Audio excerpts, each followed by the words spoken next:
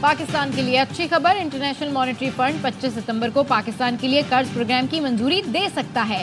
IMF کی director communication جولی کوزک کی news conference, کہا پاکستان کے ساتھ مذاکرات جولائی میں مکمل ہو گئے تھے۔ پاکستان کے لیے $7 ارب کے نئے قرض پروگرام پر بات چیت ہوئی تھی۔ IMF ایگزیکٹو بورڈ کا اجلاس 25 ستمبر کو ہوگا۔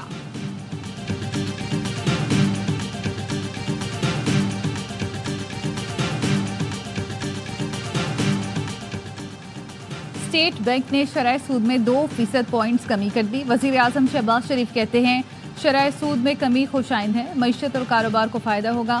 معیشت میں بتدریج بہتری آ رہی ہے، IMF سے بات اچھے طریقے سے آگے بڑھ رہی ہے۔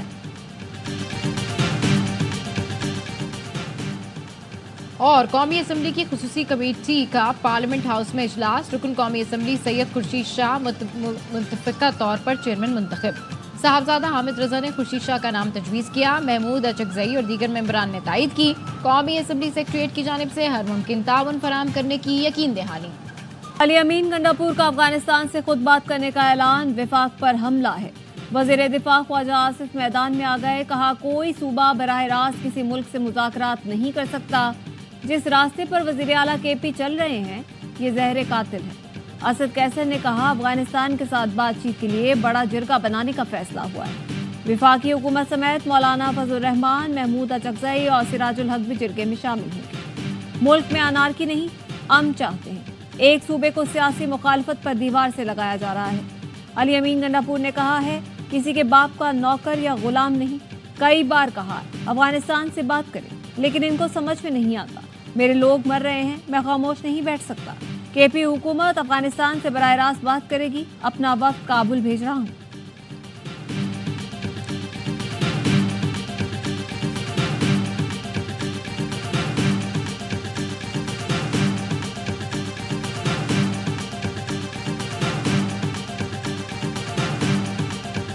ہمارا کچھ بکاؤ میڈیا اور صحافی بکاؤ جب سامنے بیٹھے ہوتے ہیں، اپنا قلم وہ بیچ چکے ہیں۔ میں لعنت بھیجتا ہوں تمہاری صحافت پہ، بکاؤ ٹٹو یہ جو صحافت کر رہی ہے، میں نے نوٹ بھی کھا، میرا موڈ بنے۔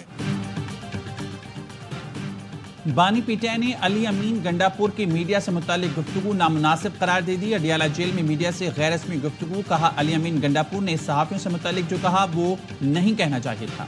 اچھے اور برے لوگ تو ہر شعبے میں ہوتے ہیں۔ علی امین گنڈاپور جو خطابت میں کچھ زیادہ بول گئے۔ صحافیوں سے متعلق کہتا ہوں کہ وہ جہاد کر رہے ہیں، دباؤ کے باوجود اپنی ذمہ داریاں سر انجام دے رہے ہیں۔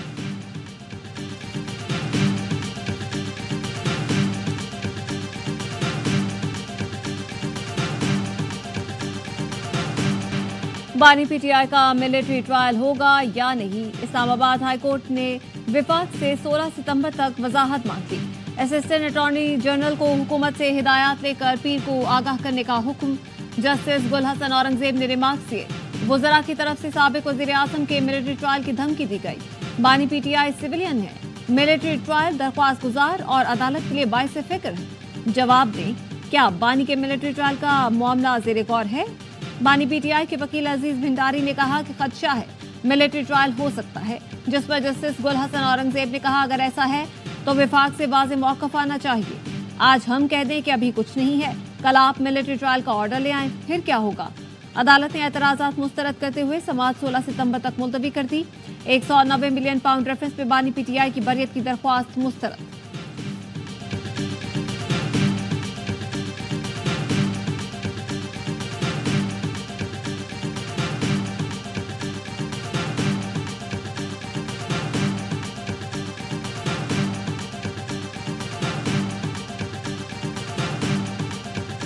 IG اسلام آباد اسپیکر نیشنل اسمبلی سے بھی پوچھوں گا کہ پارلیمنٹ پہ جو حملہ تھا اس کا کیا مطلب ہے؟ اس پہ انویسٹیگیشن ہونی چاہیے۔ ان ایکسیپٹیبل سارجنٹ ایٹ آرمز کو معطل کرنا، یہ کیا ہو گیا؟ کون تھے یہ؟ وہ نیپال سے آئے تھے؟ یہ تو کرائے کہ گریلے ان کو تو فارم پر جا کے بٹھایا، کون سی مذاکرات یہ کریں گے؟ تحریک انصاف کے گرفتار 10 اراکین کی اسمبلی آمد، پروڈکشن آرڈر پر ایوان میں لایا گیا۔ علی محمد خان اور دیگر PTI رہنما نے اراکین کا استقبال کیا۔ اپوزیشن لیڈر عمر ایوب نے کہا IG اسلام آباد نے کہا جو کارروائی ہوئی وہ اسپیکر کے علم میں تھی، پارلیمان پر حملے کا کیا مطلب ہے؟ وہ کون لوگ تھے؟ کیا وہ نیپال سے آئے تھے؟ صرف سارجنٹ ایٹ آرمز کی معطلی قابل قبول نہیں۔ علی محمد خان بولے 72 گھنٹے سے ملک کا وزیر اعظم غائب ہے، کسی کو خبر ہے کہ نواز شریف اور شہباز شریف کہاں ہیں؟ शेख वकास अकरम ने कहा, स्पीकर साहब आपके लोग भी इनके साथ मिले हुए थे। जो हुआ ये हमारे साथ नहीं, पार्लियामेंट के साथ हुआ है। मुलाजमीन को मुअत्तल किया गया। इन बेचारों ने क्या कर लेना था?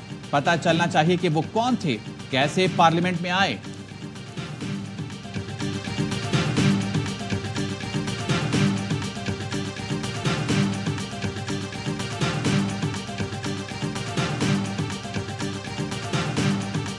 मुझे सोचना पड़ेगा इस नशिस्त पर रहना है या नहीं। मुझे मालूम है मुझ पर किस हद तक दबाव है, आप लोगों को अंदाजा नहीं।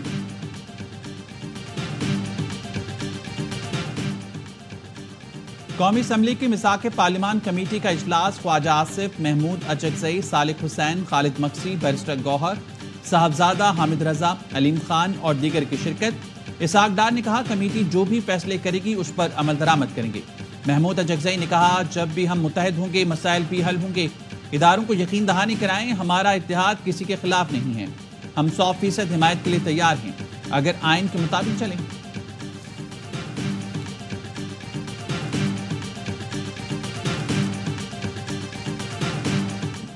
मौलाना फजल रहमान के मुजव्वज़ा आईनी तरामीम की मुखालफत। कहा, किसी इदारे में एक्सटेंशन की हिमायत नहीं करेंगे। एक्सटेंशन बनती है तो फिर सबसे ज्यादा पार्लियामेंट की बनती है। पार्लियामेंट मुल्क का सुप्रीम तरीन इदारा है। तैनाती के लिए सिर्फ सीनियरिटी नहीं, अहलियत भी देखी जाए। हुकूमत अपोजिशन के साथ मिलकर अदालती इस्लाहात लाए।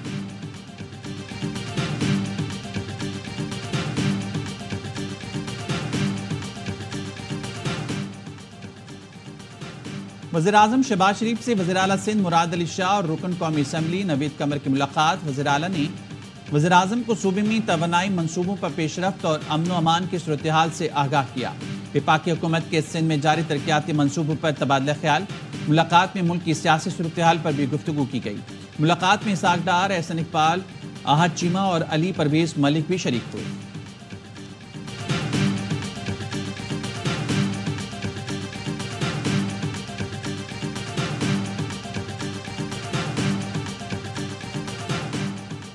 सुप्रीम कोर्ट ने तौहीन अदालत केस में टीवी चैनल्स की गैर मशरूत मुआफ़ी कबूल कर ली। टीवी चैनल्स ने मुआफ़ीनामा नशर करने की यकीन दहानी करा दी। ये भी यकीन दिलाया कि टीवी चैनल्स खुद एहतसाबी का अमल बेहतर बनाएंगे। चीफ जस्टिस काजी फाजीसा ने रिमार्क किए, मैंने अपने करियर में ये पहला तौहीन अदालत का केस उठाया था। हम किसी को जेल नहीं भेजना चाहते, लेकिन एहसास जिम्मेदारी तो हो। क्या आपको सख्त टीचर जैसा पैमरा ही चाहिए जो बताए क्या ठीक है और क्या गलत?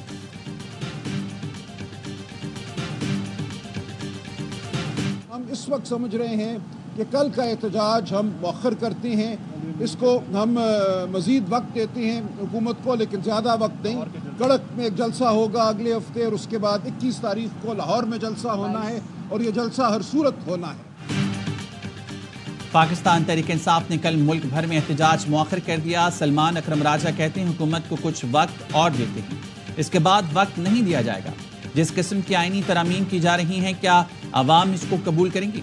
अपने मफाद के लिए जिस किस्म के कवानीन बनाए जा रहे हैं, क्या इसे कबूल किया जाएगा? जिस मुल्क में कानून ना हो वहाँ तरक्की और सरमायाकारी नहीं हो सकती।